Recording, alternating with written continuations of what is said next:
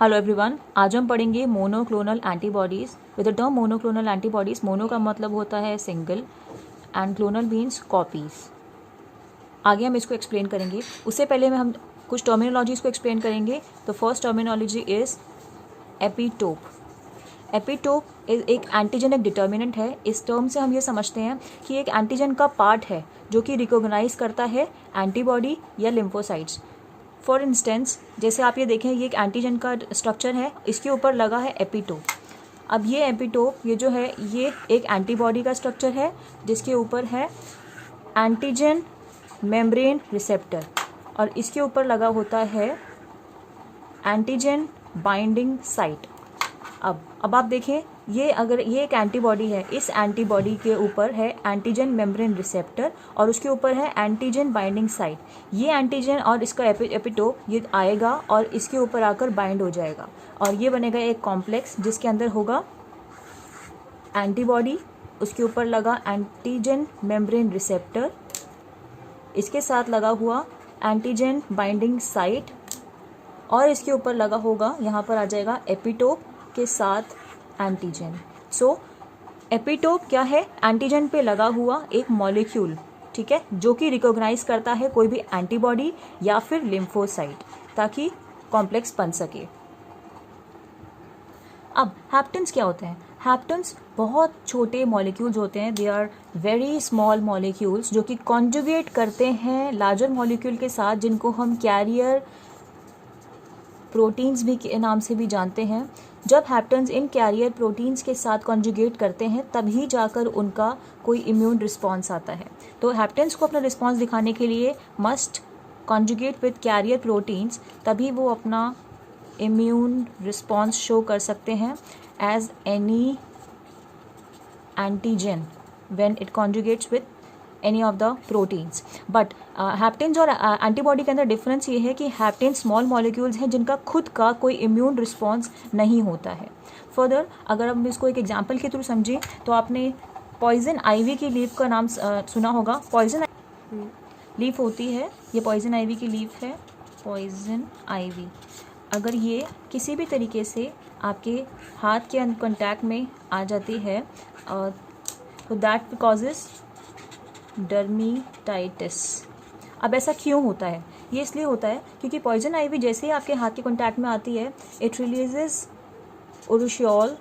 उरुशियोल नाम का जो कंपाउंड है that can act as hapten. ये एक हैप्टेन की तरह काम करता है। क्यों? क्योंकि इसकी ये बहुत सिंपल मॉलिक्यूल है और इसकी खुद की कोई एक्टिविटी नहीं होती है बॉडी के अंदर। तो ये कन्वर्ट होता है किसके अंदर? क्विनोल में। जैसे ही क्विनोल में कन्वर्ट होता है, ये बॉडी में अभी भी सेफ कंपाउंड की तरह रहता है, but it binds with a carrier protein. जैसे ही कैरियर प्रोटीन के साथ बाइंड होता है तो यहाँ पर कुछ रिएक्शन शो होते हैं, और जैसे ही कोई किसी तरीके का सेकेंडरी रिएक्शन आता है, जैसे सेकेंडरी रिएक्शन मीडिएट होगा, तब ये क्या करेगा? ये टी सेल्स को एक्टिवेट करेगा और it will lead to production of immune response. Monoclonal antibodies की अगर हम बात करें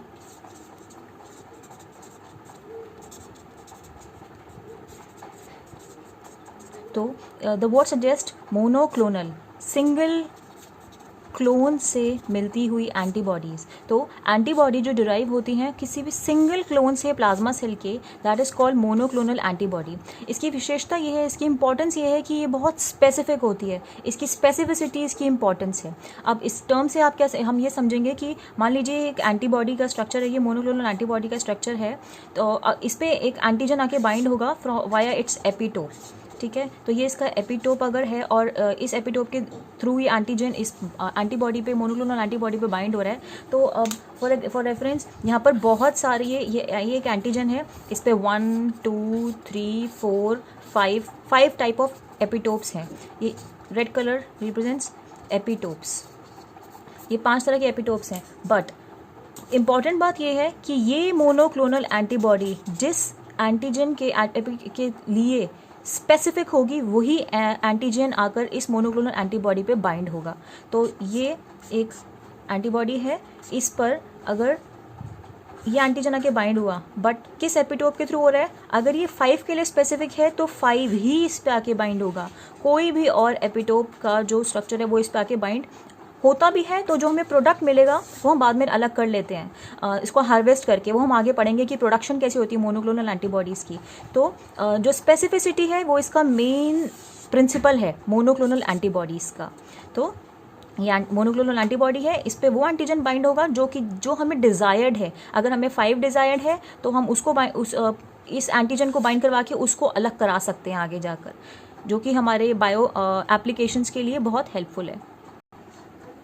now production of monoclonal antibodies. So अब हमें अगर हम प्रोडक्शन की बात करें मोनोक्लोनल एंटीबॉडीज़ की, तो Kohler and Milstein were the 2 immunologist who gave this theory और production how to produce monoclonal antibodies 1975, और they gave that the production of monoclonal antibodies of predetermined specificity. तो अगर हम प्रोडक्शन की बात करें तो ये एक माउस है जिसको अगर हम एंटीजन इसको हम इंजेक्ट करते हैं यूजिंग इसको अगर हम एंटीजन इंजेक्ट करते हैं किसी कोई भी एंटीजन, अभी हम स्पेसिफिकली बात नहीं कर रहे हैं, उसके बाद हम क्या करेंगे, हम इसकी स्प्लीन को आइसोलेट करेंगे। स्प्लीन को आइसोलेट करने से हम जैसे स्प्लीन को आइसोलेट करते हैं तो उसमें से एंटीबॉडी प्रोड्यूसिंग बी सेल्स को हम अलग कर लेते हैं और उसके बाद माइलोमा सेल्स के साथ इसको फ्यूज़ करा के हम बनाते हैं hybridoma cells. These are hybridoma sales.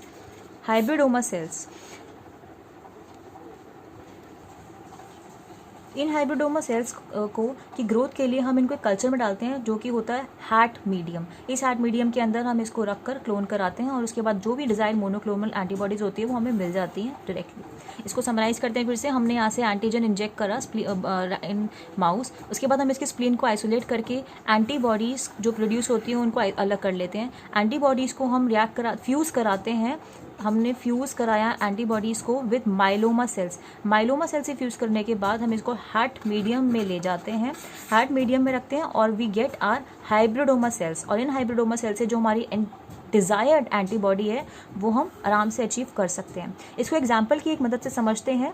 इसके अंदर जहाँ हमने एंटीजन दिया था यहाँ पर हम शीप आरबीसी देंगे, शीप रेड ब्लड सेल दे रहे हैं हम एज एंटीजन। जब हमने शीप रेड ब्लड सेल दी एज एंटीजन तो हम जब इसकी स्प्लीन को हम आइसोलेट करेंगे तो हमारी ये हो जाएगी एंटीबॉडी प्रोड्यूसिंग स्प्लीन सेल्स। अब ये हो गई एंटीबॉडी प्रोड्यूसिंग स्प्लीन सेल क्योंकि हम स्पेसिफिक हो गए हैं टूवर्ड्स एंटीजन। अब ये एंटीबॉडी प्रोड्यूसिंग स्प्लीन सेल्स को हम फ्यूज़ कराएंगे माइलिनोमा सेल्स के साथ। जैसे हमने इनको फ्यूज़ कराया एक दूसरे के साथ, फिर हमारा बनता है हाइब्रिडोमा सेल जो कि जिसको हम कल्चर कराएंगे हैट मीडियम के अंदर सेम।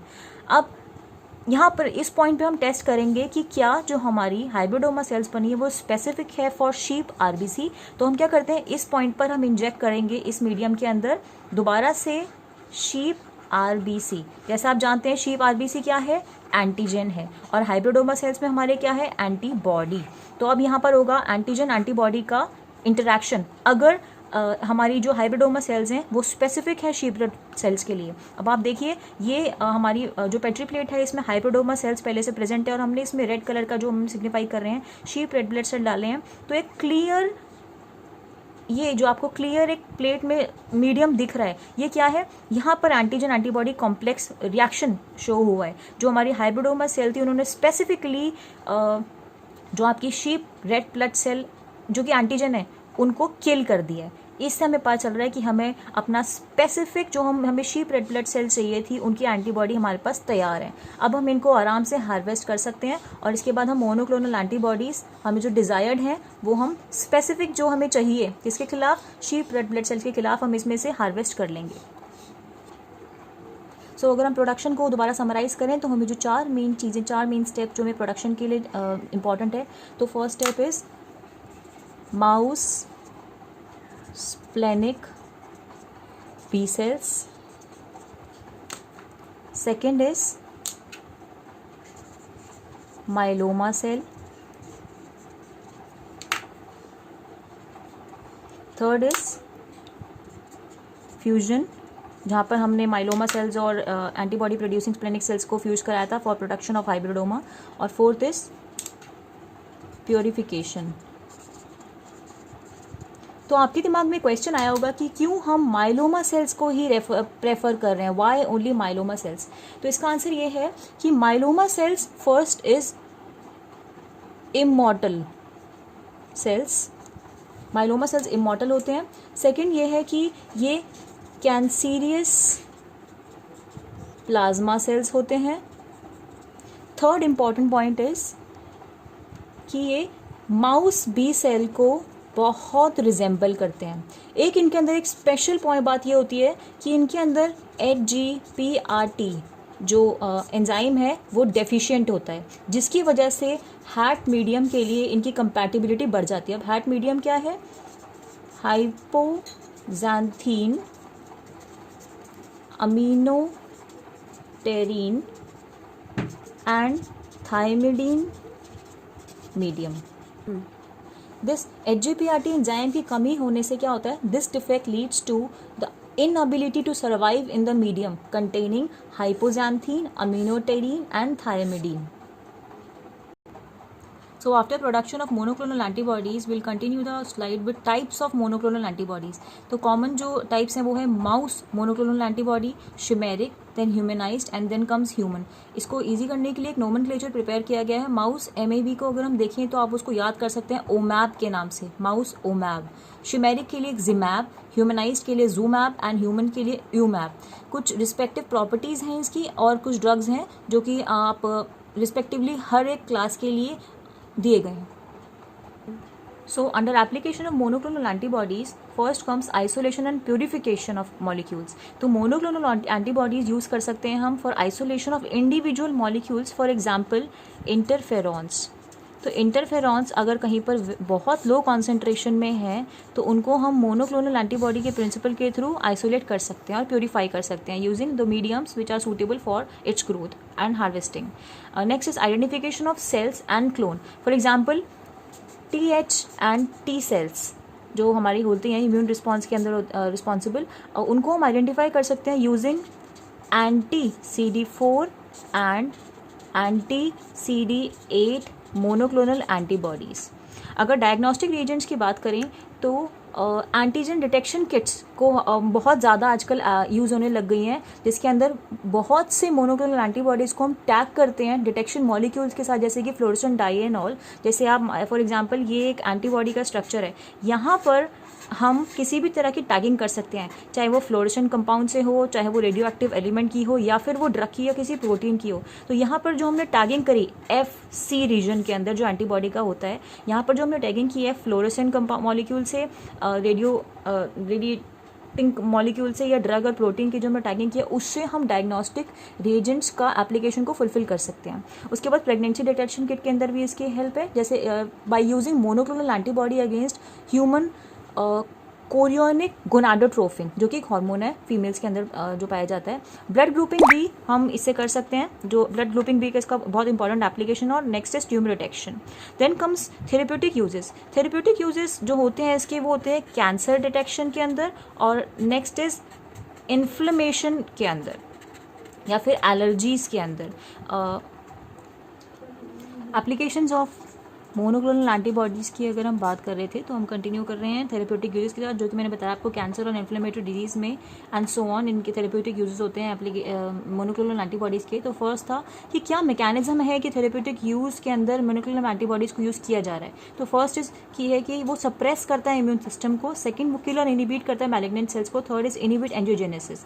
अब ये कैसे हो रहा है, किस प्रोसेस के थ्रू हो रहा है? तो अगर हम बात करें, ये एक नॉर्मल सेल है और ये कैंसीरियस सेल है, इनके ऊपर अपने EGF क्या है, ये एबिलिटी ग्रोथ फैक्टर, जो फैक्टर्स होते हैं जो रिस्पॉन्सिबल हैं, इसके खुद के यहाँ पर ये रिसेप्टर्स होंगे, ये रिसेप्टर और ये है MHC complex, MHC2 complex, MHC2 complex, same here MHC2 complex, MHC2 complex.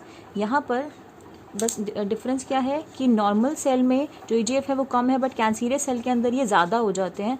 और उसके बाद यहाँ पर जो आपके जो कैंसर के EGF के जो मॉलिक्यूल्स हैं, जो एक्सप्रेशंस हैं, वो आएगा EGF का और यहाँ आकर बाइंड होगा, ये बाइंड हो रहे हैं, जैसे कि इसके अंदर हो रहा था, यहाँ आकर इस पर बाइंड हो रहे थे। अब जब ये इस पर आके EGF के जो मॉलिक्यूल्स हैं आपके इस पर आके बाइंड होंगे, तो आपको पता है कि ये क्या करेगा, रिस्पॉन्सिबल फॉर ग्रोथ। वैसे ही ये नॉर्मल के अंदर है, जो नॉर्मल ग्रोथ होगी, वैसे ही जब ये EGF मॉलिक्यूल इस पे आके बाइंड होंगे तो ये भी करेगा क्या, ग्रोथ। बट क्योंकि ये कैंसीरियस सेल हैं तो इसमें ग्रोथ बहुत ज़्यादा होती है। क्यों? क्योंकि यहाँ पर EGF का जो एक्सप्रेशन है वो बहुत ज़्यादा आ रहा है, तो ये growth will lead to more division and tumour. ठीक है, अब यहाँ पर मोनोक्लोनल एंटीबॉडीज़ क्या करती हैं कि मोनोक्लोनल एंटीबॉडीज़ को जब हम बॉडी के अंदर इसमें ट्रीटमेंट में दे रहे हैं तो वो क्या करेंगी, इस EGF के ऊपर आकर बाइंड हो जाएंगी ऐसे। और जब ये इस पर आके बाइंड हो गई तो जैसा आप देख पा रहे हैं ये अब जो सिग्नल्स इनके बाइंडिंग से हो रहे थे अब वो ब्लॉक हो जाएंगे। तो first comes it blocks the division by blocking signals.